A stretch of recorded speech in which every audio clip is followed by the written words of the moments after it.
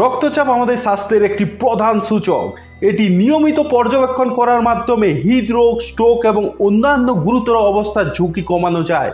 কিন্তু আমরা কিভাবে রক্তচাপ পরিমাপের প্রযুক্তি উদ্ভাবন করলাম? আজকের এই ভিডিওতে আমরা রক্তচাপ মনিটরের আবিষ্কার এবং তার বিবর্তনে একটি বিস্তারিত ইতিহাসে ভ্রমণ করতে আমাদের এই ভিডিওটি প্রথম থেকে শেষ পর্যন্ত দেখুন আর আমাদের ইউটিউব চ্যানেলকে সাবস্ক্রাইব করে আমাদের সাথে থাকুন। তাহলে চলুন শুরু করা যাক।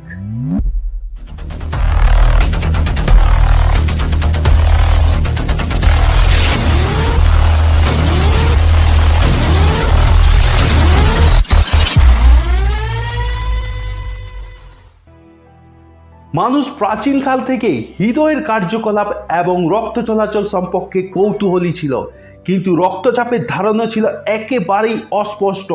প্রাচীন গ্রিক চিকিৎসক গ্যালেন মনে করতেন রক্ত দেহের ভিতরে জোয়ারের মতন প্রবাহিত হয়।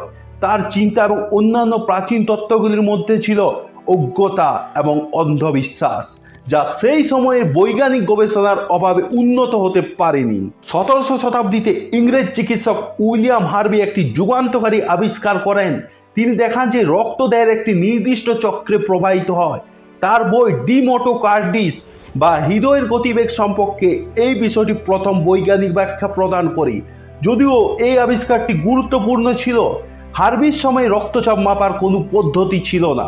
1733 সালে ইংরেজ যাজক ও বৈজ্ঞানিক স্টিফেন হেলস প্রথমবারের মতো রক্তচাপ পরিমাপ করেন, যা চিকিৎসা বিজ্ঞানের ইতিহাসে এক উল্লেখযোগ্য মাইল ফলক হিসাবে চিহ্নিত হয়। তিনি একটি ঘোড়ার ধমনীতে একটি কাঁচের নল প্রবেশ করিয়ে দেখেন যে রক্ত কতটা উচ্চতায় উঠতে পারে। যদিও এই পরীক্ষা মানুষের জন্য ব্যবহারিক ছিল না, এটি রক্তচাপ পরিমাপের প্রথম পদক্ষেপ হিসাবে চিহ্নিত হয়। 1896 সালে ইতালির ডাক্তার সিপিও রিভারোচি প্রথম ব্যবহারিক স্ফিগমোনোমিটার উদ্ভাবন করেন।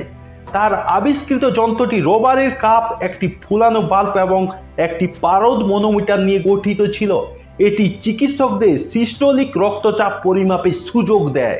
1905 সালে রাশিয়ান চিকিৎসক ডক্টর নিকোলাই কোরোটকভ স্টেটোস্কোপ ব্যবহার করে রক্তচাপ পরিমাপের একটি উন্নত পদ্ধতি আবিষ্কার করেন। এই পদ্ধতিতে কোরোটকভ সাউন্ড নামক শব্দের উপর ভিত্তি করে চিকিৎসকরা সিস্টোলিক এবং ডায়াস্টোলিক উভয় রক্তচাপ পরিমাপ করতে পারেন। আজও এই পদ্ধতিতে ম্যানুয়াল রক্তচাপ পরিমাপের জন্য ব্যবহার করা হয়। 1900 শতকের শেষ দিকে এবং 2000 শতকের শুরুতে পারদ স্ফিগমোনোমিটার চিকিৎসা চর্চার প্রধান অবলম্বন ছিল। তবে পারদ পরিবেশগত প্রভাব সম্পর্কে উদ্বেগের কারণে অ্যানারয়েড এবং ডিজিটাল মনিটরগুলি বিকাশ ঘটে।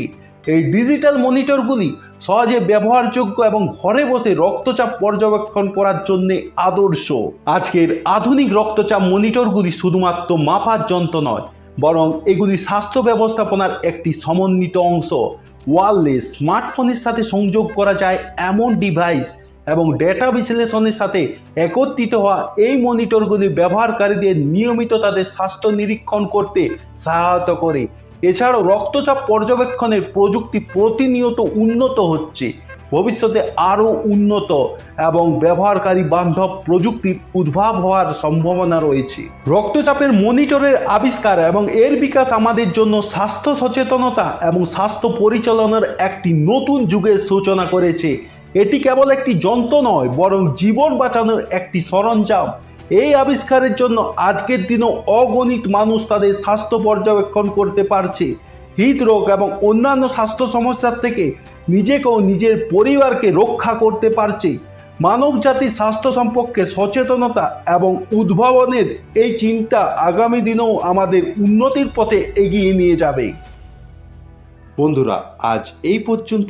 এই রকম ইনফরমেটিভ এবং নলেজেবল ভিডিও পাওয়ার জন্য আমাদের ইউটিউব চ্যানেলকে সাবস্ক্রাইব করে আমাদের সাথে জুড়ে থাকুন।